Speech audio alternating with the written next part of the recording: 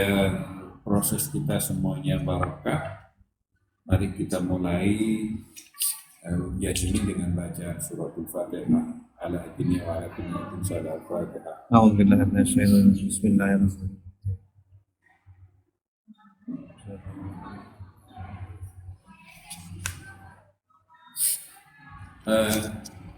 Coba sampean gambarkan, waktunya cukup 5 menit, apa yang ada di tulisan Anda ini, mulai dari pendahuluan, problem masalahnya, terus temuan datanya, dan kemudian solusinya.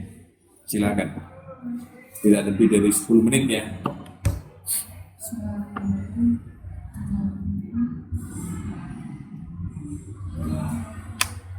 Dari jurnal ini yaitu berdasarkan hasil observasi pada tanggal 17 Oktober 2023 terdapat memang ada anak yang berpikir pseudo siswa, contohnya seperti beberapa siswa memahami soal dan menjawabnya dengan benar, namun ketika ditanya mengenai prosesnya mereka tidak mampu memberikan jawaban yang tepat. Hal ini juga didukung oleh hasil wawancara pada tanggal 5 Januari 2024 dengan wali kelas kelas 5 yang menjelaskan bahwa tidak semua anak seperti itu, tergantung bagaimana cara guru menjelaskan. Memang ada beberapa anak yang seperti itu. Dalam kesalahan dalam proses berpikir yang dilakukan oleh siswa itu sebetulnya adalah bentuk dari proses berpikir pseudo. Berpikir pseudo merupakan proses berpikir siswa secara spontan, cepat, tidak disadari dan tidak terkendali. Mereka juga membuat kesalahan, terjadi miskonsepsi, meniru prosedur, rumus, dan memiliki ingatan yang kabur saat mereka dihadapkan pada sekitar masalah. Proses berpikir pseudo seringkali diakibatkan oleh kurangnya pemahaman siswa terhadap suatu gagasan dan rendahnya kemampuan mereka dalam memecahkan masalah. Pentingnya penelitian ini adalah timbulnya kekhawatiran peneliti terhadap kemampuan siswa yang keliru dalam memecahkan masalah matematika yang akan mengakibatkan mereka itu akan berpikir pseudo. Oleh karena itu, peneliti tertarik untuk melakukan penelitian dengan tujuan untuk mengetahui proses berpikir pseudo siswa dalam memecahkan masalah matematika ditinjau dari gaya belajar. Desain penelitian ini menggunakan penelitian kualitatif deskriptif, yang mana hasil dari bacaan siswa dianalisis proses berpikir pseudo berdasarkan pada setiap gaya belajar siswa. Subjek penelitian ini saya mengambil 6 subjek, 2 visual, 2 auditori, 2 kinestetik. Instrumen dalam penelitian ini menggunakan angkat gaya belajar, tulis, dan mewawancara. Analisis data menggunakan model Niels and Habermas. Langkah-langkahnya ada reduksi data, penyajian data, dan penarikan kesimpulan. Hasil dan pembahasan. Tahap pertama yang dilakukan adalah memberikan angkat gaya belajar pada tanggal 28 Maret 2024 yang menghasilkan 6 tipe gaya belajar yang dapat dilihat pada tabel 3. Selanjutnya tahap kedua adalah memberikan soal pada tanggal 23 April 2024. Hasil jawaban siswa pada soal nomor 1 yang dijawab oleh 28 siswa menunjukkan adanya pseudo benar 4, pseudo salah itu 13, benar semua itu 10, dan salah itu 1 orang. Selanjutnya hasil jawaban soal nomor 2 yang dibagikan pada 28 siswa menunjukkan bahwa pseudo benarnya itu 0, pseudo salahnya itu 8, benar semuanya itu 19, dan salah itu 1. Tindakan selanjutnya adalah memilih 6 subjek penelitian dengan mengambil 2 siswa dengan gaya belajar visual, 2 auditori, 2 kinestetik yang dapat dilihat pada tabel 6. Tahap ketiga adalah melakukan wawancara pada tanggal 28 Mei 2024 dengan 6 subjek penelitian. Tahap kedua dan tahap ketiga akan dibahas secara bersamaan karena kedua tahap ini saling berkaitan. Dari hasil pemilihan 6 subjek penelitian tersebut didapatkan bahwa subjek V1 itu merupakan subjek berpikir visual bersalah dan benar tujuan. yang memiliki gaya belajar visual. Subjek kedua merupakan subjek berpikir pseudo benar dan pseudo salah yang memiliki gaya belajar visual. Subjek A1 dan A2 adalah subjek berpikir pseudo salah dengan gaya belajar auditori. Subjek K1 dan K2 adalah subjek berpikir pseudo salah dan benar semua dengan gaya belajar kinestetik.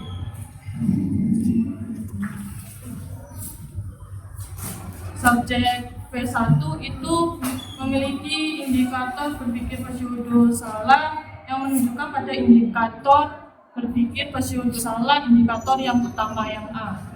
Sedangkan yang subjek yang kedua pada soal nomor 1 yaitu memiliki pseudo benar dengan indikator pertama. Subjek B2 dengan saat menjawab nomor soal nomor 2 itu berpikir pseudo salah dengan indikator 1. Selanjutnya ada subjek A1 mengalami pseudo salah dengan indikator 1 dan subjek A1 dan A2 itu di nomor 1, 2 itu sama-sama berpikir pseudo salah dengan indikator 1. Selanjutnya ada subjek K1 itu pada soal nomor 1 mengalami pseudo salah indikator 1. Dan subjek K2 itu dalam menjawab soal nomor 1 mengalami pseudo salah indikator pertama. Berbeda. Pastinya harus ada menjawab ini. Siswa yang mengalami berpikir pseudo ini tidak mampu untuk melakukan tahap pemecahan masalah dengan baik. Berpikir pseudo yang terjadi pada siswa dalam memecahkan masalah matematika ini perlu untuk diperhatikan oleh para guru. Perlu menyadari bahwa ada siswa yang mengalami berpikir pseudo benar dan pseudo salah dalam memecahkan masalah yang telah diberikan. Hal ini penting untuk meningkatkan kualitas pemahaman siswa. Sampean ini fokus penelitiannya apa, Mbak? Berpikir pseudo. Iya, berpikir prosedur. Prosedur itu apa? Prosedur itu sama-sama, ingatannya itu kabur. Berpikir semu. Berpikir semu. Nah, terus ya. Tentang apa? Dari aspek apa itu prosedur itu? Ditinjau dari gaya belajar. Nah, karena begini, di matriknya sampai dengan diisi ini itu tidak sama. Di metrik ini sampean ada berpikiran itu berkaitan dengan gaya belajar visual, gaya belajar auditori, gaya belajar kinestetik.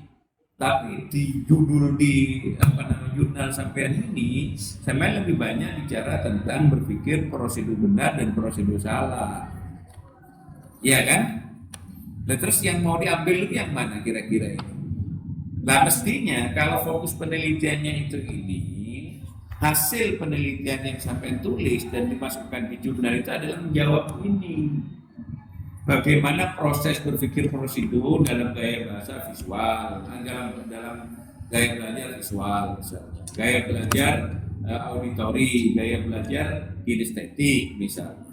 Tapi di sini tidak muncul sama sekali, kan begitu? Yang sampai munculkan itu justru tentang prosedur salah dan prosedur benar. Terus yang benar yang mana yang mau dipakai?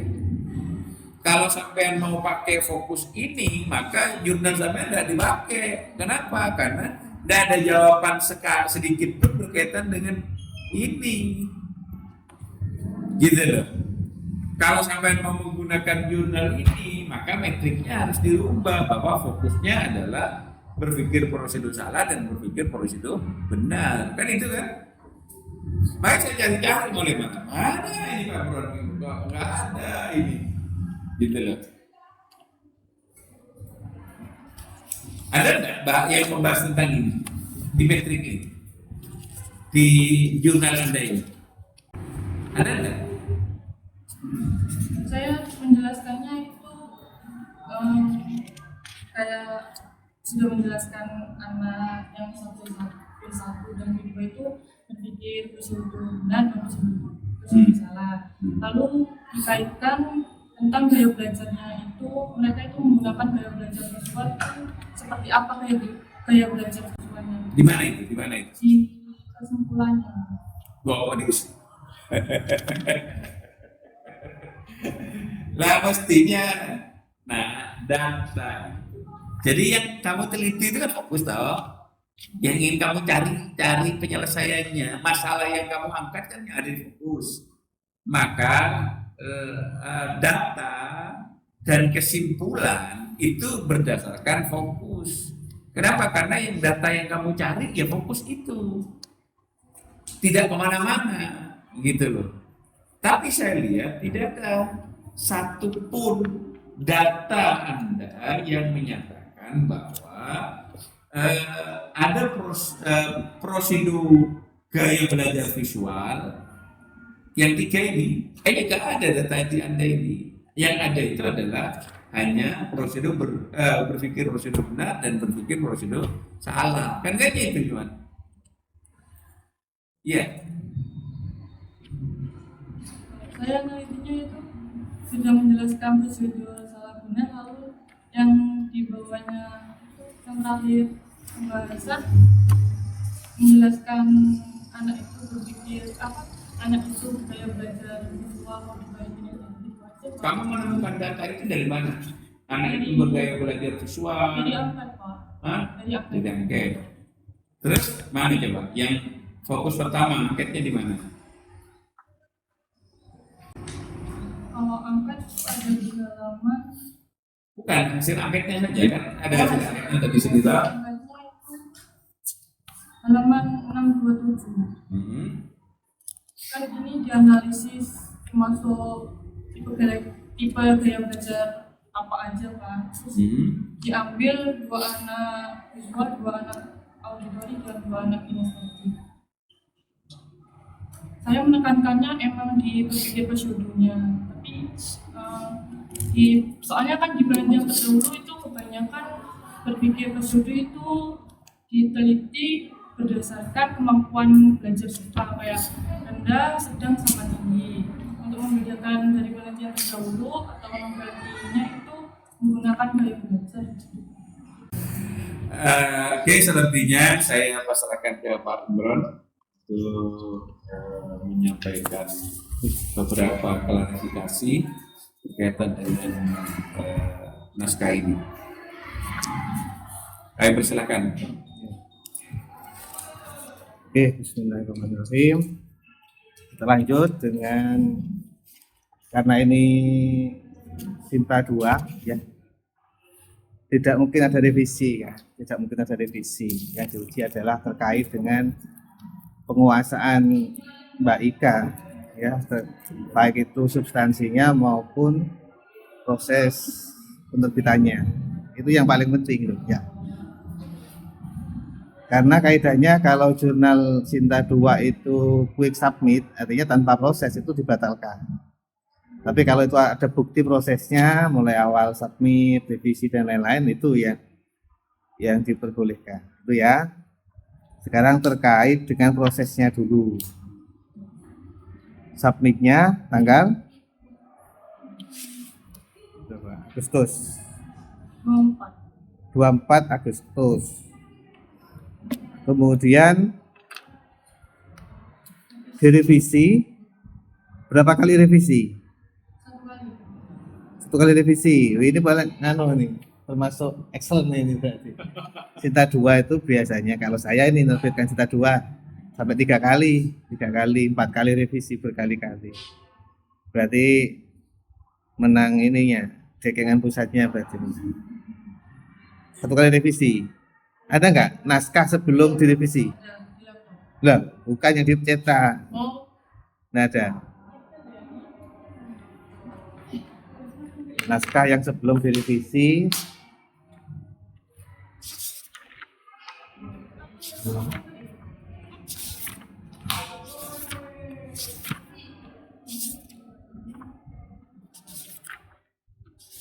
mana? Catatan dari reviewer mana? Catatan dari reviewer adanya di laptop Pak. Nembok ya di print itu yang sebelah kanannya itu kan ada komentarnya Iya, itu. ada komentarnya. Ya. Karena saya juga reviewer, jadi pasti paham. Sebelah kanannya itu mesti dikomentari kan. Iya. Sebelum dan apakah sesudah sesuai dengan ketentuan itu tuh yang paling penting harusnya prosesnya itu. Apa saja dok? Kan pasti ingat ya. Nanti catatan reviewer bisa dikirimkan aja lah melalui WA saya ya. Coba seingat sampean atau bisa dibuka. Yang direvisi apa saja? Yang pertama itu penulisnya itu disuruh menambahkan penulis dari lagi. Terus Judul dikomentari kan?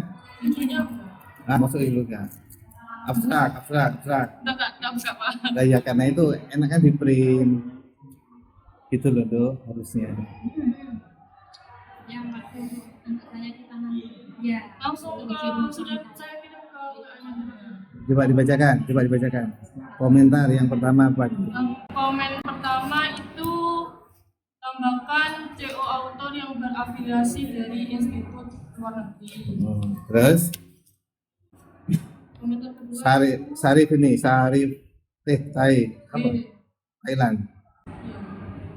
Terus komen kedua itu semua citasi pada bagian pendahuluan itu harap diganti dengan artikel dari jurnal internasional bereputasi. Nah, naskah awal ini mana? Sebelum jadi ini itu loh maksud saya. Iya.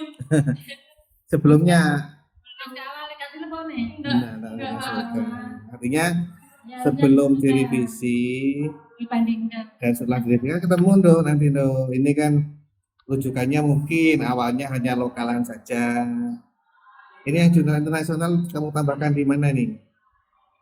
Matematika itu sangat bermanfaat itu. Semuanya saya ganti. Jurnal internasional. Oke, terus komentar yang berikutnya apa? Instrumen penelitian ini belum dideskripsikan secara detail. Mendeskripsikan indikator tiap instrumen, misalnya instrumen tes kognitif berapa soal, Di metode, di riset instrumen. di metodenya berarti. Instrumen penelitiannya Pak, yang ini. Di halaman 600, Halaman 603. 603. Di instrumen digunakan penelitian ini angket gaya belajar. Kan sebelumnya kan cuma angket, terus tes tulis wawancara. Kalau ini kan sudah direvisi, dijelaskan angket gaya belajar digunakan untuk menentukan gaya belajar siswa berupa ada 14 pertanyaan pilihan ganda. Oke, angketnya ada ya, angketnya itu. Kamu dapat angket gaya belajar dari mana ini? Adopsi dari Sugianto di internet tahun 2021. Setahu saya tes gaya belajar itu, saya juga punya. Itu banyak isinya, nggak cuma 14 poin ini. Ini coba dua ya apanya yang pertama saya suka. Terus kinestetiknya mana? Bagian kinestetik. Kalau yang A itu menunjukkan visual, yang B itu auditory, C kinestetik. Jipla. Nanti tinggal di jumlah yang anak ini kan jawab yang A ada berapa, yang B ada berapa, yang C ada berapa.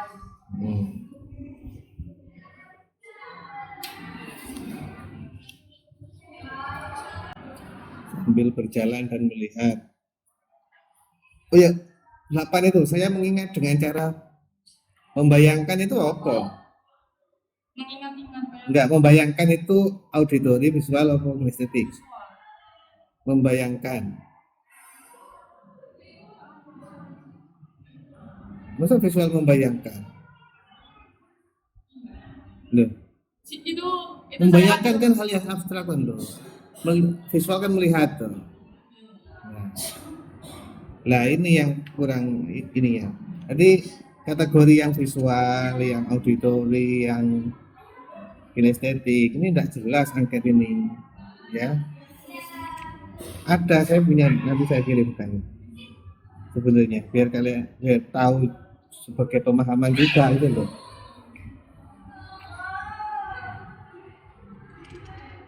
Oke. Oke. Terus kemudian yang dicek, yang diangket berapa siswa? Berapa? 28. Kemudian ketemu yang visual berapa? Visual 12, auditory 7, kinestetiknya 4. Berarti yang paling banyak visual. Lah kemudian kamu tentukan kan, diambil Ambil perwakilan. perwakilan. Enggak semuanya aja, wong cuma 28. Menurut kaidah penentuan sampel itu ya, selama itu di bawah 100 orang, maka sampelnya adalah semuanya. Kan begitu teman. Apalagi satu kelas cuma 28. Kenapa kok enggak semua diteliti? Berapa yang diteliti? Nah, Hanya 6. Dua gitu. Visualnya kan lebih banyak. Kenapa kok hanya 2? Kan gitu. udah nemu yang dibikin kesudah terus Nah, nanti penentuan jumlah kan harus dipertimbangkan toh. Wong visualnya banyak, gitu. Harusnya kan visual yang lebih banyak, misalnya 5 atau ada proporsinya itu loh, Dok. Nah, kamu pukul rata saja 2 gitu. Ya memang ini kualitatif kan ya. Ya memang kualitatif itu tidak ditentukan oleh banyaknya sampel ya, memang benar hanya 6 saja boleh, tapi minimal proporsional gitu loh. Ya, proporsional itu yang mewakili semuanya. Oke, lanjut dulu. Kemudian lanjut lagi tadi prosesnya. Terus dari revisi, kamu revisi berapa lama? Revision mayor kan berarti banyak revisinya dong. mungkin Banyak revisinya. Kamu revisi kemudian menyerahkan revisi tanggal 4 September. Diterima tanggal, ini termasuk cepet banget ini. Berarti yang lama proses nulisnya tuh. itu saya ini jurnal keempat submitnya. Sudah berapa kali di reject? Di reject, sebelumnya di reject. Ini jurnal keempat. Nah ya, sekali di submit diproses langsung cepat ini 24 Agustus ke 17, berarti kan udah nyampe sebulan ya. Ya itu kan sama Winda Oke. minta ditanyain bisa submit September apa enggak. Iya. Terus yang penting prosesnya ada loh. Diakses bisa kan yang penting. Bisa. Oke. Belum pernah ada yang nyoba masih Terus sekali ini. penulis ketiga itu perannya apa? Hmm, Apa cuman nitip nama? ya soalnya kan bingung juga Direvisi begitu, suruh nambahkan. Ya minimal suruh translate ya Jun ya. Kayak Jun ini misalnya. udah saya translate itu. Proofreading itu apa namanya, Membaca. ngecek kebenaran hasil translate-nya misalnya. Kan ada perannya itu. Di situ ada nggak peran satu sebagai apa? Biasanya ada itu di belakang itu. Ada Di sini nggak ada bagian metadata. Biasanya itu untuk ditulis itu. Nggak ada di sini ya. nggak ada di jurnal ini. Oke. Oke, kemudian sekarang konten sebentar. Apa Dok? Berpikir bacanya gimana? Pseudo. Pemahaman saya kan pemikiran semu atau gerambyang atau gak jelas gitu. Iya. Kan gitu tuh. Misalnya saya tahu misalnya misalnya 7 dikali 5, jadi pakai propertik gitu ya misalnya, kan gitu ya. Atau taunya proses yang diajarkan itu kan begitu, ketika dikasih soal yang mirip sudah nggak bisa kan begitu ya. Itu pseudo apa? Kalau jawabannya salah tapi dia itu bisa tahu Perbaiki. caranya kan, maksudnya alasannya kenapa gitu. Pseudo itu kan intinya tahu apa yang harus dilakukan, tapi kan tidak paham mengapa itu dilakukan. Kan begitu toh bahasa sederhananya ya. Nah, gitu. Ya kayak Dalam ini matematika beda. misalnya nih, Bu Indah kalau hamil, kalau keluar bawa gunting, bawa apa cermin kan begitu. Itu kan pemikiran pseudo juga kan. Iya. Mas dalam kasur. Nah, apa bawa kasur atau apalah itu. Bisa pakai. Nah itu kan itu pseudo juga kan gitu ya. Tapi Tapi pertanyaannya mengapa itu nggak dilakukan tahu, gitu loh. pokoknya orang tua yang menyuruh. Nah, itu kan juga sama kayak kasusnya matematika toh. Pokoknya begini porokapit misalnya. Misalnya gitu. Kalau saya pakai cara yang lain misalnya, pakai jari 7, 8, 6, 7, 6, 7, 8 misalnya. Ini ditambahnya dikalikan begitu. Cara begini ini masuk nggak? Apa ini? Pseudo apa ini? Kalau dia paham ya nggak bersyukur Pak. Nah, ini kan saya nggak paham. Pokoknya ini ditambah ini dikali 6, 7, 6, 7, 8 ini tambah 5. Ini dikali 3 dikali 2, 6. Berarti 56 jawabannya.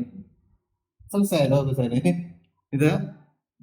Tapi ini dari mana? Kenapa kok bisa di? Ya diajarkan yang diajarkan guru gitu Pak. Itu tanya Nah ya itu kategori pseudo apa? benar. Nah, benar itu kan Jawabannya salah tapi dia nggak. loh, kok jawabannya salah. Jawabannya benar. Jawabannya benar tapi dia itu nggak bisa menjelaskan. Nggak bisa mengapa itu bisa terjadi gitu ya. Terus juga matematika logika juga masuk di situ enggak? Matematika logika kayak di CPNS itu loh. Iya. Gitu? Cari angka misalnya itu kan TIU itu kan. Itu kadang insting yang main gitu kan. Kadang ngitung kita kan lama aja. Oh ini kira-kira ini benar akhirnya, tapi benar jawabannya. Dan itu ngalami saya, nilai TIU saya dulu tertinggi waktu CPNS. Padahal saya nggak tahu. Beneran ini. Dan saya nggak tahu di prosesnya kayak apa. Ini insting saya Bismillah. Allahumma sholli ala Muhammad tak sila. Benar coba. Itu pseudo apa itu? Itu benar. Nah, tapi saya nggak tahu itu caranya gimana. Nah, apakah itu salah? Ya, spekulasi. Ya, ya kalau menurut tahap dalam menyelesaikan masalah itu nggak benar Pak. Soalnya kan yang harus Yang dilakukan- penting tahu caranya ya.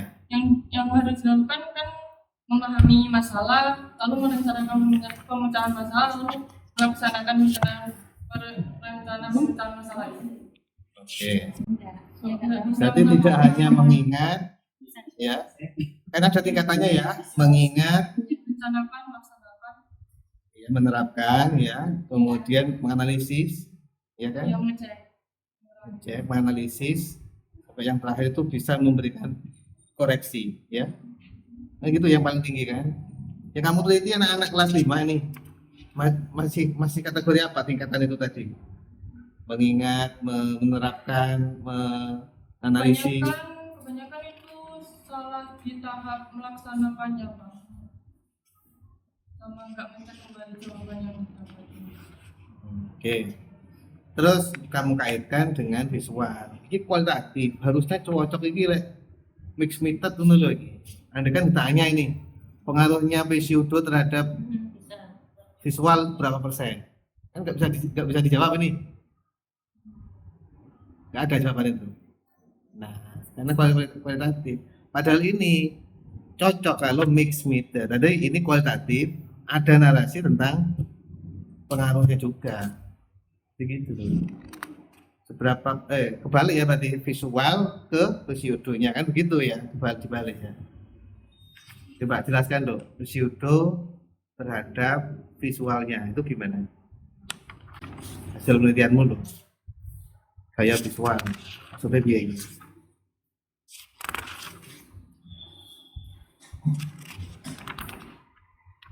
Siswa yang bergaya belajar visual dalam memecahkan masalah matematika lebih kepada mengingat dari apa yang pernah dilihatnya, seperti melihat dari buku dan papan tulis.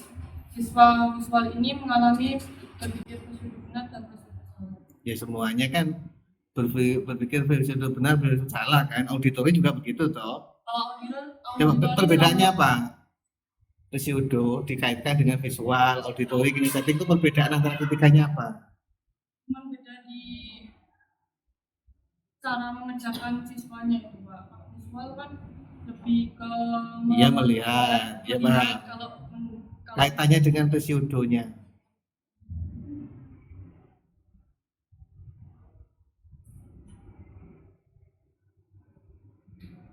Misalnya ini kayak saya tadi itu, oh yang kinestetik itu cenderung menggunakan jari kalau menghitung misalnya. Jadi pseudonya dia hanya menggunakan jari ketimbang menggunakan tulisan atau mendengar. Di situ ada enggak kecenderungan itu loh, kecenderungan kalau auditory pseudonya gimana? melihat dari buku dari papan tulis. Ya, itu pengertiannya ya. Mendapatkan proses berpikir pseudo itu, penyebab terjadinya berpikir pseudo yang visual itu gimana? Jadi paham? Penyebabnya pemikiran itu apa dong? Penyebab terjadinya apa dari gurunya? Dari Kalau di jurnal itu terbatas Pak, judulnya Udah, permasalahan gurunya coba. Ngajarnya gimana di sana? ada di dalam. Apa harus pakai satu cara? Misalnya pakai kapel begini sampai ke bawah. Ini ya.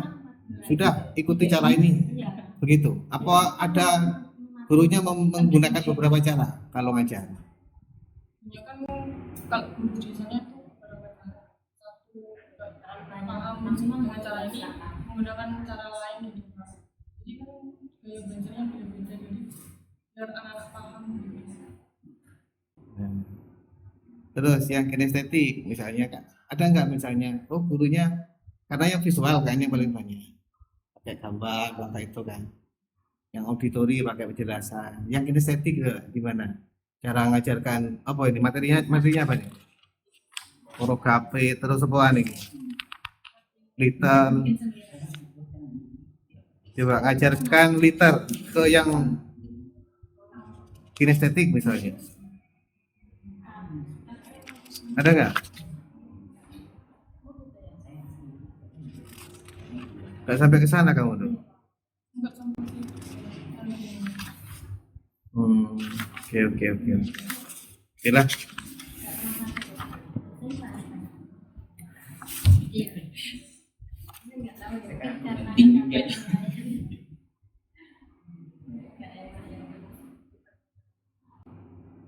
Oke, mungkin itu saya baca dari saya karena ini sudah publish ya. Saya hanya menguji kemampuan penguasaannya sama prosesnya saja ya. Jadi ditanya revisinya apa ya udah ada publish, nggak ada yang direvisi. Itu aja ya. Terima kasih. Langsung saya persilakan penguji pendamping untuk memberikan arahan dan motivasi. Terima kasih atas Kepala terkait revisian itu ya, memang jurnalnya itu minta dari penulis luar negeri. Ini masih submit sekali di jurnal ini, yang lain belum pernah nyoba Pak. Anak matematika pun belum pernah nyoba. Memang kita ini spekulasi ya, ini ditolak ganti yang mana Bu, ganti ini gitu kita. Jadi memang nggak ada intervensi dari mana. Kalau kenal editor juga tidak. Revisinya Maya Bu ya, saya coba revisi.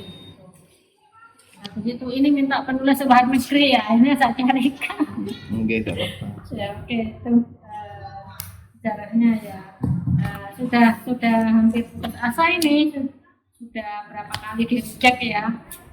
Dan alhamdulillah sampai ke ini. Dulu juga pernah ada ceritanya teman saya itu submit di Scopus gitu, sudah habis uang banyak Pak Imran untuk persyaratan S3 itu, sudah habis sekitar 50-an itu di beberapa jurnal ini discontinue.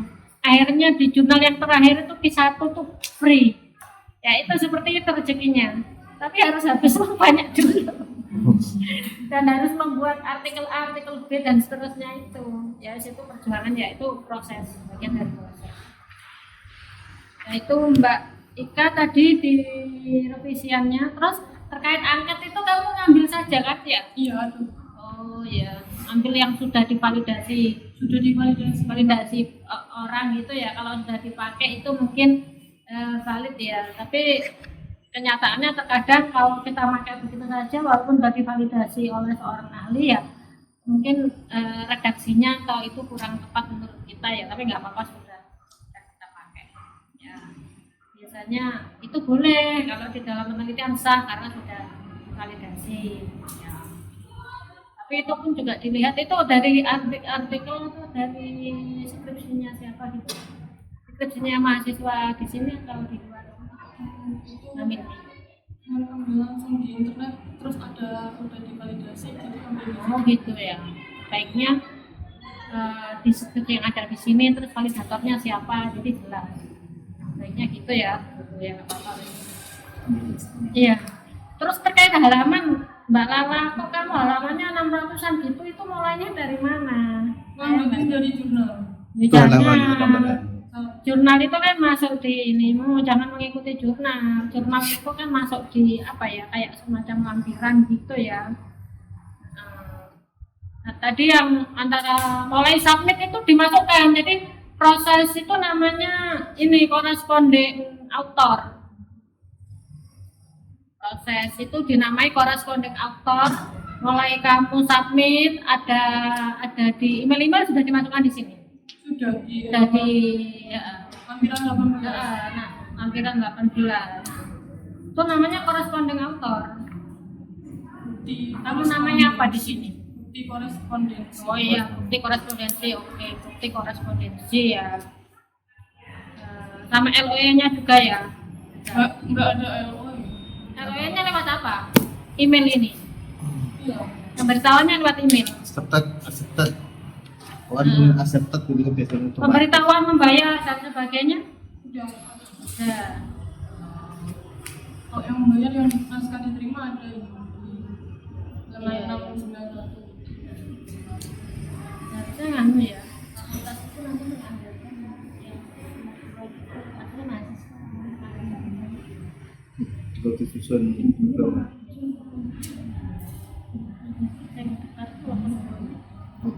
Ya, Minimal dibantu 50% mahasiswa itu enak Pak. Ya, misalnya 2 juta ya. 2 juta dari uang satunya. Iya, liwat apa? Di akhir tak? Mungkin nanti bisa kita usul. Mbak Lala, ini pseudo kan? Pseudo salahnya itu satu kelas ada berapa? Sudah satu kelasnya. Kan ada pseudo salah, ada pseudo benar. Terpenuhi Itu semua. kan udah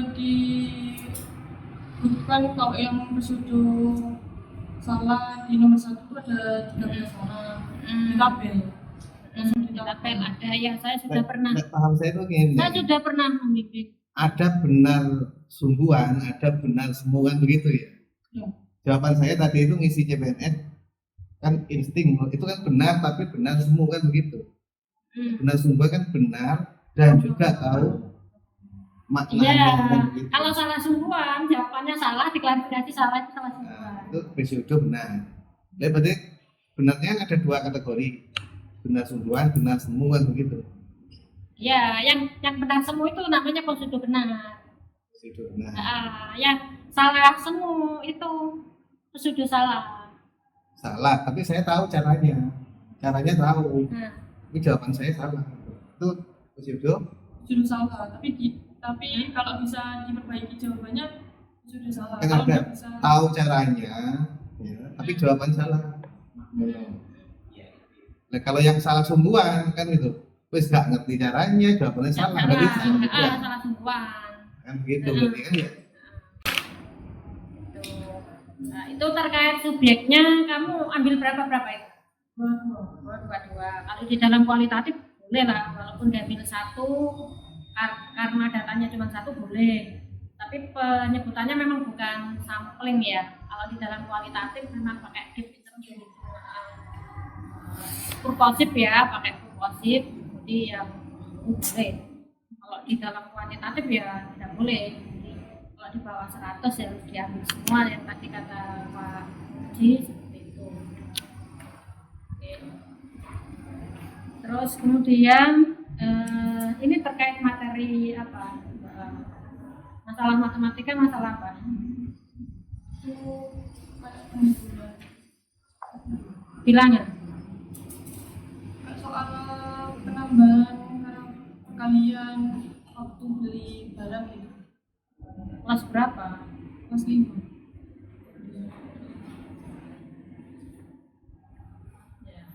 Ternyata aku pseudo itu nggak hanya terjadi pada siswa MI.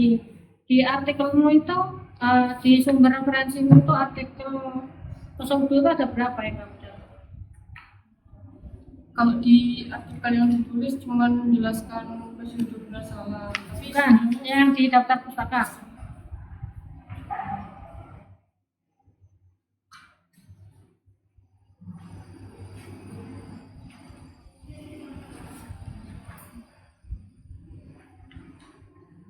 Kamu mengutip dari jurnal ini enggak?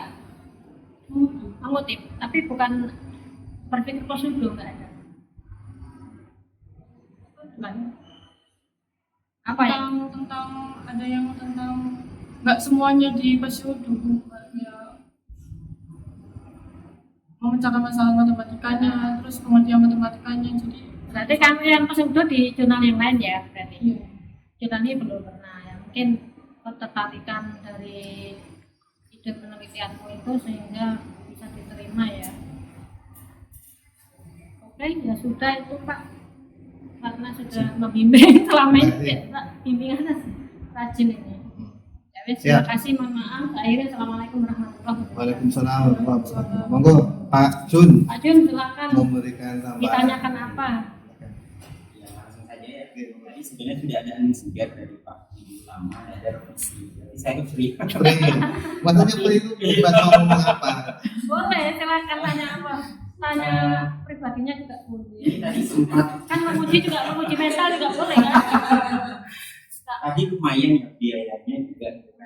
Jadi sekalian saya ingin tanya prosesnya. Mungkin bisa nggak dikasih simulasi kecil gitu Mbak? Ini kan tidak muncul MI atau SD-nya kan di apa di jurnalnya gitu. Di Tapi judulnya. ada kan lokasi penelitiannya ada kan. Nah itu step-stepnya karena di sini kan ada tiga apa namanya bisa dibilang kenapa?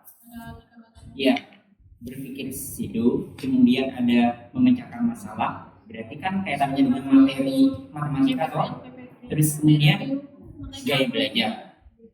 Nah, Terus, ini juga. saya ingin coba simulasinya gimana Mbak? Ketika simulasinya aja, tahu ya simulasi ya? Ketika Mbaknya ke sekolah itu, ya itu gimana? Pertama pemetaan kaitannya dengan berpikir sido, kemudian materinya tentang apa tadi? bilang aja Oke, terus kemudian gaya belajar itu ternyata ada berapa siswa dan hanya diambil dua-dua gitu ya. Apakah itu representatif? Kira-kira apakah merepresentasikan keseluruhan gitu? Kalau misalkan dari ambil semuanya kan gaya belajar dari masing-masing semua apa auditori, visual, itu kan beda. Karena kinestetik itu kan biasanya untuk ke kognitif itu kan tidak sulit untuk fokus. lebih ke minatnya biasanya. Ya, lebih ke seneng gerak.